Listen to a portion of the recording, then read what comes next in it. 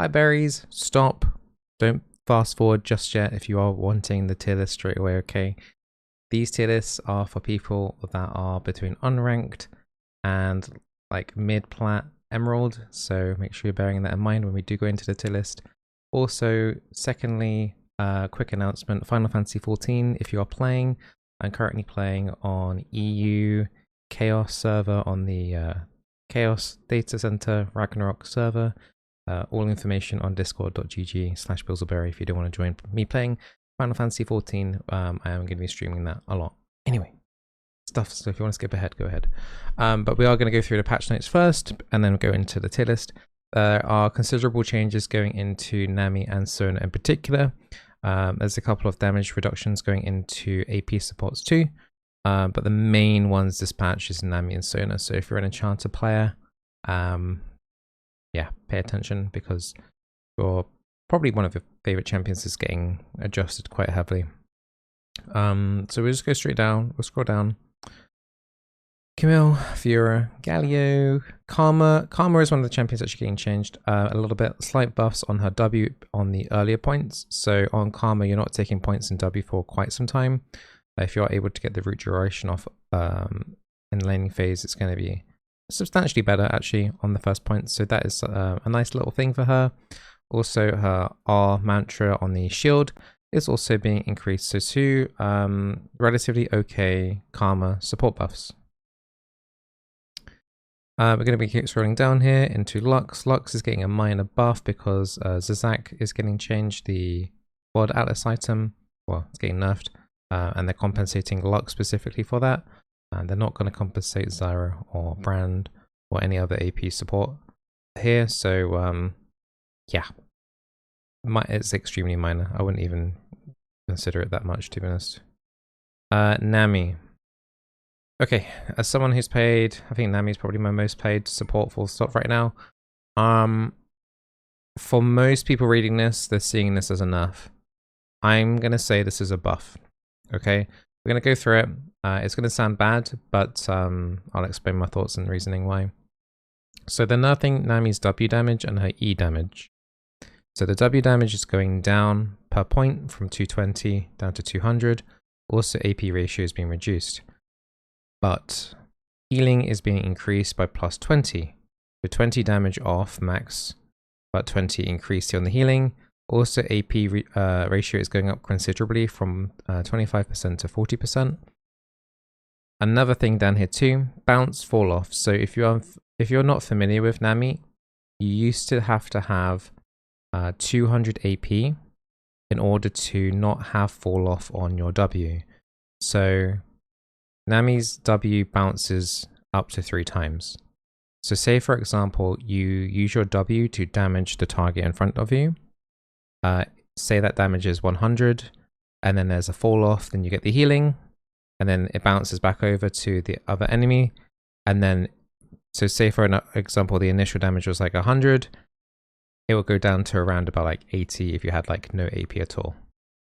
But with it easier getting to the threshold, so you only need, before you needed 200 AP in order to break even on the fall off, so that damage 100, heal, and then it would be damage 100 again. You would need 200 AP to not have that percentage effect.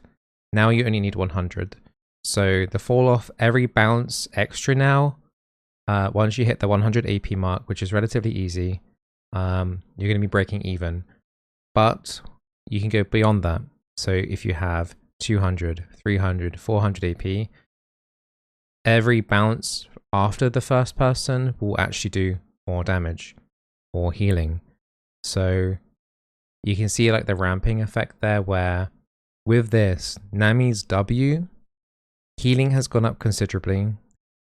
The bounces have gone up considerably. So in the fight, particularly on the second person that you're healing, that healing number will be a lot higher than the person that you're initially healing.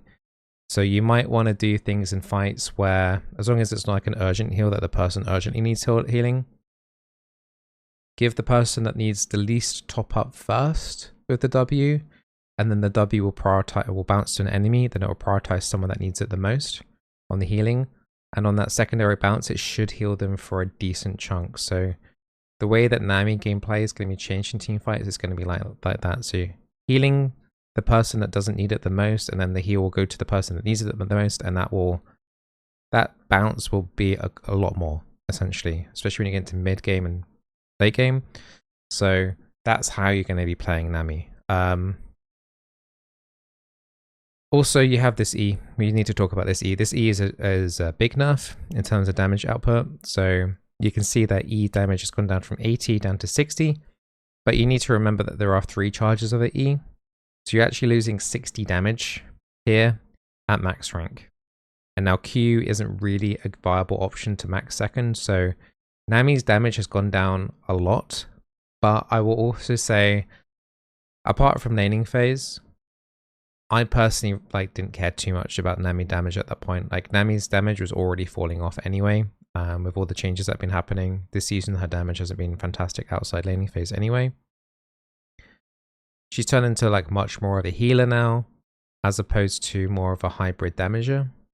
So she fits it more in line with Soraka now in terms of damage output. Also Imperial Mandate's getting nerfed. So you might not even want to go Imperial Mandate anymore, even though she can apply it quite nicely still with her E.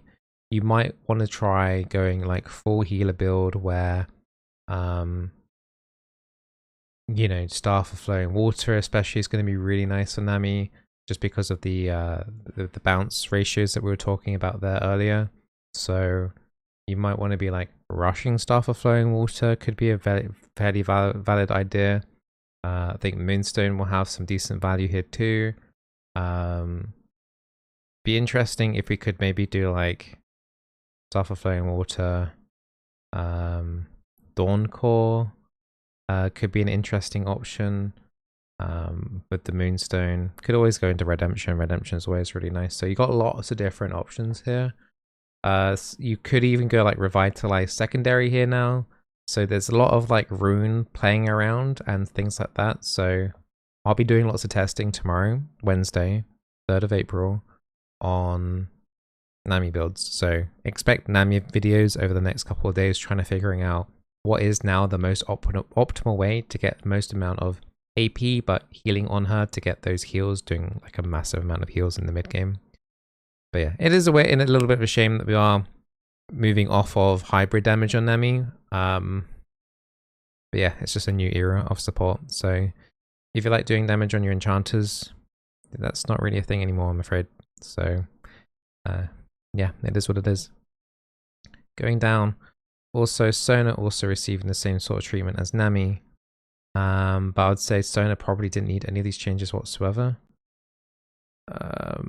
Sona changes switch. Nerf her a little bit when you're killing minions with World Atlas. But other than that, nothing too major for her. Sona. So they're nerfing her Q damage, but buffing up everything else. So it's kind of weird. So they're buffing her Q power core damage by 10%, but they're also nerfing down her Q aura on AP ratio. I don't know why they're fiddling around these stats, to be honest. I guess they want her to maybe be a bit more proactive. But you're never really going to want to do power chord Q anyway, beyond laning phase. Usually you're doing power chord W or E for utility. So that one's a bit confusing for me. AP ratio being upped considerably on her W, so that means on her heal. So her shield was also always pretty good on Sona. In a lot of cases, to be honest, her shield was better than the heal. The heal going up on the ratio is considerable, so that's pretty big for her. Also, E getting quite a massive buff here too, in terms of increased ally movement speed. I think here you actually legitimately have the case of you could go 1 point. Before, I would say you definitely would max E last, but actually now, because you're getting 2% per point now in her E, I think there is a legitimate case where you leave Q in 1 point, max W, and then go E second. I think that would actually really work, because the AP ratio here is absolutely garbage now. And okay, it goes up from 10 to 30 on ally bonus magic damage, but I mean, we don't really care. We're not really doing Q anyway. and we're only using Q to build up stacks, so let me actually just do a quick check. There is one thing I want to check, which is the Sona AP ratio, Sona cooldown. Let's just go together. Sona changes, Sona wiki. I should know this, but how much does her Q go off on cooldown per point? It doesn't. I actually thought it did. It doesn't. So her Q doesn't actually go down per point. So yeah, you could legitimately leave this on 1 point because putting points on their Q doesn't reduce the cooldown. I was thinking like kind of like on Seraphine where you would pop Q every now and then just to get the power chord passive through. There's no point doing that now. So there's no point even worrying about that anyway. I'd say, yeah, I think there's an actual legitimate case where you max W as normal on Sona, you leave Q on 1 point, and just max E second, and then zoom around the map with your team in the mid game. I think that would be a lot better than just increasing the Q damage, I think. Okay. So yeah, that's definitely worth testing out, and I'll probably do a video on that soon too. We're going to go through some item changes. So Zach got nerfed, quite considerable nerfs. Cooldown getting increased from 876 all the way to 10. Also, the damage is also being reduced. The Void Explosion flat damage is going down 10. And also the max HP going down from 4% to 3%. So if you were Brand or Zyra, you basically been nerfed by 1-ish%, I would say, overall in the win rates. Bloodsong also getting nerfed, so that's going to affect like Senna and Pyke. Imperial Mandate also been nerfed. That mainly affects Nami if you're going Imperial Mandate build, but we already talked about that, how we're probably going to be shifting into pure healing anyway. But yeah, current health damage going down on that too. And then World Atlas changes, basically TLDR, this is just trying to stop people from picking 2 World Atlases on the same team. Okay, so you don't have to worry about that in normal gameplay. And I think that's it. What are the skins? Toy Terror. I never liked that skin line. Anyway, let's go into the tier list. Tier 5 and Tier 4 have not changed. Lux received minor buffs to accommodate for the Zazak changes, but I think she's still garbage. I think they would need to buff her E more, but they can't really do that because otherwise Lux mid might be too strong. So I think she's stuck in a situation where, unless they buff her W, I don't see her ever improving from Tier 4. They would actually have to buff her W. I think they should consider looking at changing her W to maybe they can make it so that she shields more on allies or something, rather than getting more for herself, so she wouldn't get stronger in mid, but would be better in like team fights for allies. But yeah, Lux is like mega falling off. Like she's really good at like sniping people down, but if the damage is being reduced, then she has no one-shot capability, and it just makes it awful. So yeah, nothing really else to tip. Oh, Karma did get rid of those minor buffs, but honestly, Karma is like dead right now. She's like barely alive, and I think the buffs do help her out, but it's like not enough really to keep her going really. Tier 3, actually nothing changed here either really, I don't think. Senna and Pyke are on like kind of warning at the moment because of the Bloodsong nerfs. Also Senna receiving some more minor nerfs. I think she's gone from like a decent tier 3 to like a lowish tier 3 right now for the elos that we're talking about, which is unranked to low emerald. But yeah, Senna's definitely falling off. Anyone else to really talk about here? I think Blitzcrank is like overrated, really. I know lots of people are scared of Blitzcrank, but he's really overrated in the lower elos right now. So don't get, I would invest your ban elsewhere really, or maybe still on something like the Zyra or the Brand. Now, yes, Zazax did get nerfed, but do bear in mind, these champions were still in tier 2 in my tier list in the previous patch, and they will still remain there for now. Zyra had incredible win rates still, in silver in particular, like bronze, silver. Lots of Zyra players playing her now. Brand also having a stable, strong win rate right now. There's a chance that I was considering putting Brand into tier 3. He's like a low tier 2 pick right now. But like in the unranked to silver to gold, these champions here are very good. It's hard to move them ever out because they always are so good at yellow climbing up until gold, low plat. Afterwards, they start to fall off. Zyra falls off a bit less than Brand, hence why like I was thinking about putting Brand into tier 3. So if you are in like plat, emerald, Zyra is better. Brand would not really be worth it in most situations, but that's kind of what you're looking at right now. I think Timo still has still strong pick, honestly. Don't talk about him enough, really. I think he can still do pretty well. Yeah, there's a Zac nerf sucks for him, just like the other APs, but I still think he can do a good job. I think the blind can potentially be invaluable. Mushrooms can be invaluable, especially the lower ELO you are. People are more stupid and walking over mushrooms. So, you know, if you're in low ELO, you know, right? Tier 1, and we have the tier Uwu. We have Sona. Oh, I was actually considering putting Sona in her own tier. I already rated Sona highly before this. These buffs I think are absolutely massive for her. I think Sona is a fantastic pick, especially if you're a beginner learning to play Enchanter. If you're thinking of ever playing Enchanter, I think Sona is the one to go to. The only thing that I'd say is, like, yes, with all the Enchanters, positional stuff is a thing because you're squishy. Her main thing is power chord management. Just try and always just prioritize W or E power chords if you're able to in team fights, and you can't really go wrong, honestly. Just don't do power chord Q in team fights and you're fine. If you messed up your combo or like your rotation and you find yourself on powered chord Q, maybe just don't use the powered chord Q and wait until you get your W off cooldown and then use it, kind of thing. But yeah, try and get into the habit of just using the power chord W and the power chord E, especially when you get into mid-game team fights onwards. Using power chord Q in lane to poke is generally fine. Jenna's still an outstanding pick. She's still doing really, really well. Nami, I moved her up from tier 2 to tier 1. I think the healing thing is going to be, yeah, good. Just shift into healing. Don't get baited into doing damage. Healing Nami is going to be the thing.